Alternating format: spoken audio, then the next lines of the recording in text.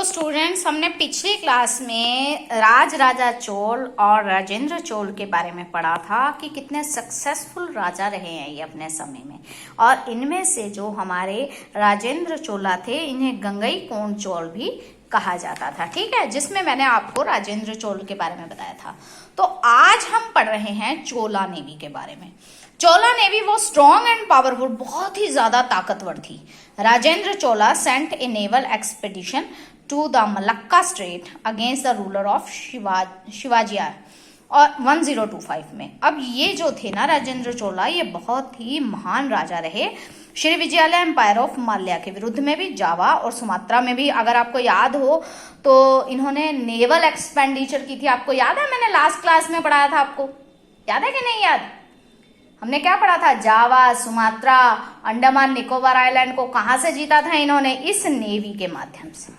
अब देखो, ये है इनके, देखो कितने सुंदर इनके औजार, आपकी कश्तियां देखो कितने अच्छी अच्छी हैं, जहाज कितने अच्छे हैं।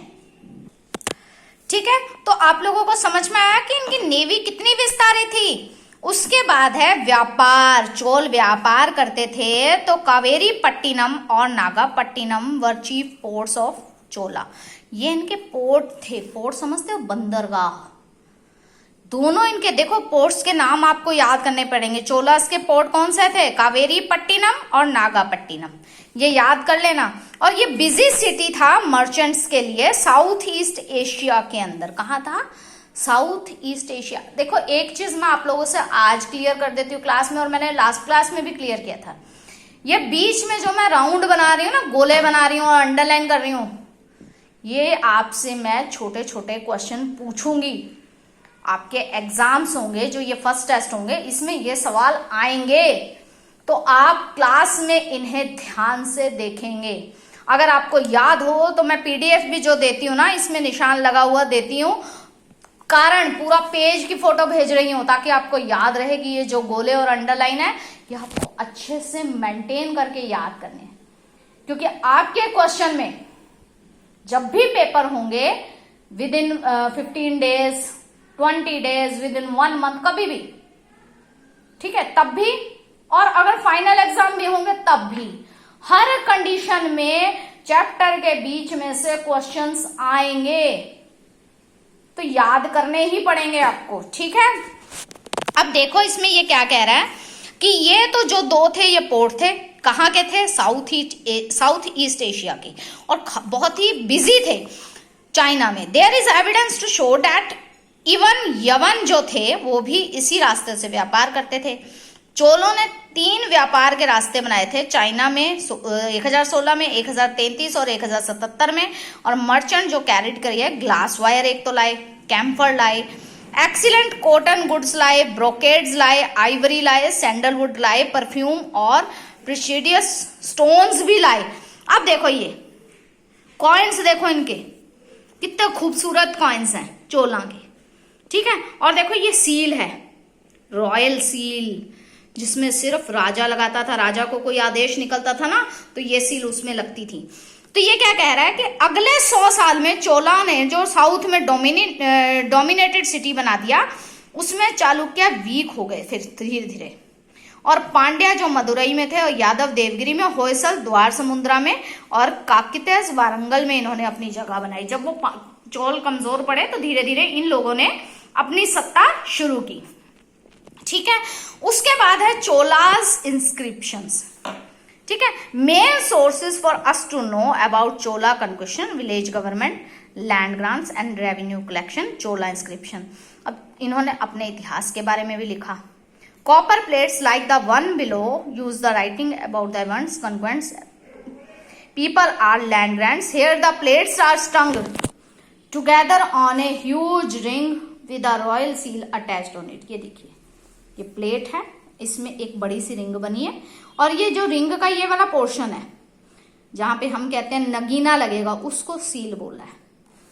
Found on stone with walls, apart from these many thousands of inscription, मंदिरों में जो पत्थर लगे थे उन पर भी उनके इंस्क्रिप्शन मिले, प्रशस्तियां मिली, जहां पर उनके बारे में लिखा गया था कि हमारे राजा ने ये किया, महाराजा धीराज राजेंद्र चोला ने, राजराजा चोला ने या गंगईकोंड चोला ने ये कार्य किया। तो ये सब चीजें लिखी गई थी। और इसमें बहुत सारे रिकॉर्ड्स भी मिले, जैसे आप देखो बृहदेश्वर टेम्पल जो था, इसमें भी लैंड ग्रेनेड्स में ये royal women like raja mother और सिस्टर उनके बारे में बताया गया। और they appear like scribbles but it is very rare find inscribed names of crafts people who built the temple. Sometimes you find the name of the Satapati, the chief architect or the master craftsperson. तो बहुत सारी चीजें इसमें दिखाई दी, किसने उसको बनाया, कब बनाया और किसके बारे में लिखा गया। चोलास के मंदिर जो थे, जिसमें हमने बात की कि राजराजेश्वरा टेम्पल था जो तंजौर में था और इसे राजा के लिए बनाया गया था, लेकिन शिव का मंदिर था। Its main structure 180 feet long था। ग्रेट शिखरा टावर पे 190 फीट ऊंचा हाई था। The temple is crowned by huge dome, बहुत बड़े डोम के भीतर बना था। ठीक है, मतलब उसका जो आउटिंग थी, जैसे कि किसी बिल्डिंग के बनता है ना, ऐसे घेरा बन के फिर उसके अंदर मंदिर बना हुआ था। It is covered from top to bottom with beautiful carvings. Its construction was started 1000 CE में इसकी कंस्ट्रक्शन शुरू हुई और 1010 में ये बन के पूरा हो गया। और साउथ इंडिया का बहुत बेहतर आर्किटेक्चर था। अनदर ग्रेट मॉन्यूमेंट था गंगईकोंड चोलापुरम, जो हमने कहा था ना उपाधि ली थी, उससे जुड़ा हुआ। किसका था? राजेंद्र वन का। Its design and style are similar to those और अदर फेमस टेम्पल तंजौर में ही दूसरा था। मेन टेम्पल में 240 फीट ब्रॉड था, चौड़ा, और इसका जो मंडप था उसमें 150 पिलर थे, मतलब अर्थात जो इनका मंदिर था वो 150 पिलर के ऊपर टिका हुआ था। समझ में आई सबको? Government society art and culture, अब क्या है? Government society art and culture. उनकी सोसाइटी कैसी थी, आर्ट कैसा था और कल्चर कैसा था? तो वेल ऑर्गेनाइज थे ये। Vast empire was divided into 6 provinces of मंडलों में डिवाइडेड थे 6, और गवर्नमेंट जो थी विसरी थी, और ये डिस्ट्रिक्ट में और नाडूज में डिवाइडेड था। नाडू जो था वो सब डिवाइडेड था कोतम्स में। कुर्रम्स जो थे, नंबर ऑफ विलेजेस को कहा जाता था। The king was the head of whole administration. ये जो जितने भी थे, चाहे मंडल था, चाहे आपकी विसरी थी, चाहे नाडू था, चाहे कोटम्स थे, ये सभी चीजें, चाहे नंबर ऑफ विलेजेस थे, ये सारी चीजें किसके अंडर आती थी? राजा के अंडर आती थी। और राजा जो था, ये हाई ऑफिशियल चार्ज था इसके पास। इसमें प्रोविंशियल एडमिनिस्ट्रेशन जो था वो रॉयल फैमिली थी। दे carried out the orders of king provinces. ये कुछ लोगों को, पर्सन्स को अपॉइंट कर देते थे, जैसे आपके स्कूल में होते हैं ना प्रिंसिपल, वाइस प्रिंसिपल, फिर उसके आगे टीचर होते हैं, क्लर्क होते हैं। ये तो ऐसे ये लोग भी अपने काम को करने के लिए कुछ पर्सन्स को अपॉइंट कर देते थे कि भाई आप लोग हमारा ये काम करके दोगे। आई समझ में? फिर है विलेज एडमिनिस्ट्रेशन। अब गांव का एडमिनिस्ट्रेशन भी तो संभालना है। राजा ने मंत्री तो बना दिए, तो गांव में कैसे संभालेंगे? मंत्री थोड़ा ना जाएगा। Villagers enjoyed self government. तो उन्होंने कहा कि राजा ने कहा जागीरदार जो है वो अपने विलेज को खुद संभालेगा। और इसने क्या किया? All the powers of administration in village assembly में, यो सभा में बांट दिया, उर और सभा में। It carried on it's work through various committees. अब देखो किस में बांटा है? उर और सभा में। गांव में कौन देख रहा है सत्ता को? उर और sabha. It had the power to collect and spend the revenue of the village. It undertook works of public utility and maintained charitable institution. Rich peasants of Villela caste exercised great control over village administration. The landlords were bestowed with many titles such as Muvendalam, Evelan or peasant serving 3 kings, Aryar, chief कहते थे उसको, by Chola king, administrated through caste of state of center. उसके बाद है finance, और हर काम को चलाने के लिए पैसों की जरूरत होती है, तो उसको मैनेजमेंट कैसे देखेंगे? तो इसके लिए उन्होंने लैंड रेवेन्यू अर्थात टैक्स लगा दिया। It was probably 1/6 of the total produce, मतलब जितनी खेती की है उसका 1/6 भाग आप टैक्स के रूप में देंगे, तो कोई दिक्कत नहीं है। The other sources of revenue were the salt tax, नमक पर भी टैक्स लगता था, कस्टम पर लगता था, ड्यूटीज पर लगता था, प्रोफेशनल टैक्स लगता था, वाटर पर लगता था, और फाइन भी लगते थे, जुर्माने भी लगते थे। The income of the state was spent on the king and the court salaries of official army religious institution. अब जो पैसा आता था इन टैक्सेस से कहाँ लगता था? राजा के अपनी जीवन की दिनचर्या पर, मंदिर बनाने में, पुल निर्माण करने में, सेना के निर्माण में, इन सभी चीजों में ये पैसा खर्च होता था। ठीक है। उसके बाद हमने बात की थी उर और सभा की, जिसमें उसने सभा की आपको डिटेल दी है। सभा क्या है? राजा की मदद के लिए एक लैंड को मैयर करने में और उसमें कितनी कल्टीवेशन होगी ये सारी चीजें बताने में। अर्थात कि एक जमीन का टुकड़ा है, सभा का काम है जमीन के टुकड़े को नापे और ये बताए कि भाई इसमें कितनी फसल उगेगी। मतलब मान लो कि ये 50 एकड़ जमीन है, इसमें हम ये कहें कि 1000 क्विंटल आपकी फसल होगी अंदाजे से, ठीक है। 1000 क्विंटल होगी, 1000 का 1/6 निकालना आसान है ना, देखो कर सकते हो, निकाल लोगे ना। 500 को 3 से कर लो,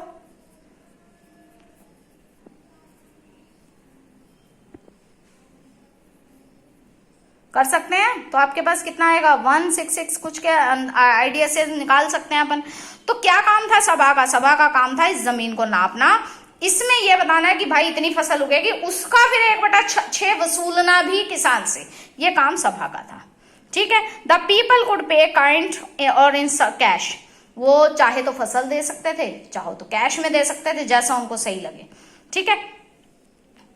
द सभा also settled all dispute about land, सभा ये भी तय करती थी कि किस तरीके से लैंड को बांटा जाएगा, वाटर कैसे आएगा, इरिगेशन सिंचाई कैसे होगी। It maintain roads, temples and water tanks, और इसका काम था रोड्स की मरम्मत करना, टेम्पलों का निर्माण करना और वाटर टैंक बनाना, ठीक है। उसके बाद है its judicial committee could impose fines and punish criminals. It also made irrigation canals, नदियों का निर्माण करना, नहरों का निर्माण करना, लार्ज डैम बनाना, एनिकट बनाना, और central government provided the money और सुपरवाइज द कंस्ट्रक्शन। और सेंट्रल, ये देखो एक डैम भी बना हुआ है, ये है ग्रैंड एनिकट, चोल राजा ने बनाया हुआ है। तो देखो उस समय में कितने सुंदर सुंदर बनते थे, ठीक है, कैसे पिलर्स बना बना के उसको बनाया गया है, तो इसको एनिकेट बोलते हैं, ठीक है। तो ग्रेट डैम जो थे कावेरी रिवर पर तंजावुर में बना हुआ है, और ग्रैनरी जो है साउथ में, और nature of irrigation projects made by the Chola extending cultivation at बरूनी सादा इरिगेशन। और अलबरूनी अगर आपको याद हो तो मैंने आपसे क्या कहा था, कब आया था? महमूद गजनी के समय में आया था, और महमूद गजनी ने 17 हमले किए, हमें किससे पता चला? अलबरूनी की बुक से, ठीक है। तो अलबरूनी जब उस समय आया तो भारत में रहा, तो उसने ये राजेंद्र चोला, राजराजा प्रथम, इनके बारे में भी बताया कि ये किस प्रकार से शासन कर रहे थे। हमें कैसे पता चलता है इनके बारे में? हमने आपने सिक्के की व्यू देखी है, आपने ये उनकी मुद्रा देखी है जो रॉयल सील जिसको कहते हैं, आपने ये जहाज देखे, आपने ये फोटो देखी, तो ये हमें कहाँ से मिले सब चीजें? कहीं ना कहीं तो ये संजो के संभाल के रखे गए थे, तभी हमें मिले।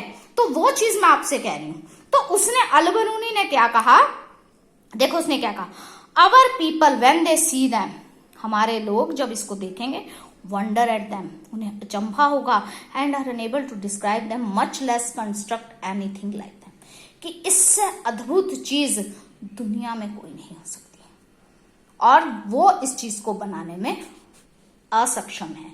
समझ में आई? ठीक है बेटा, ये हो गया आपका चैप्टर खत्म। इसकी आपको क्वेश्चन आंसर की पीडीएफ मिल जाएगी। तो चैप्टर आपको समझ में आया ना? हमने त्रिस्तरीय संघर्ष के बारे में पढ़ा था, किस चीज के लिए था? वो कन्नौज के लिए था। फिर हमने पढ़ा कि 3 सत्ता जो थी, चौल, चेर और पांड्या, इसमें मैंने आपसे कहा पेनिनसुलर इंडिया वाली बात, ठीक है। तो ये छोटी छोटी सी चीजें जो आपको अच्छे से याद करनी है। और नेक्स्ट जो चैप्टर हम पढ़ेंगे अगली क्लास में, अगली क्लास का चैप्टर हमारा थोड़ा सा और इंटरेस्टिंग है। इसमें है द दिल्ली सल्तनत, मतलब दिल्ली की सल्तनत। तो दिल्ली सुल्तानों के बारे में पढ़ेंगे, जिसमें गैरिसन टाउन ऑफ एम्पायर के बारे में पढ़ेंगे, ठीक है। तो मिलेंगे अगली क्लास में। Thank you.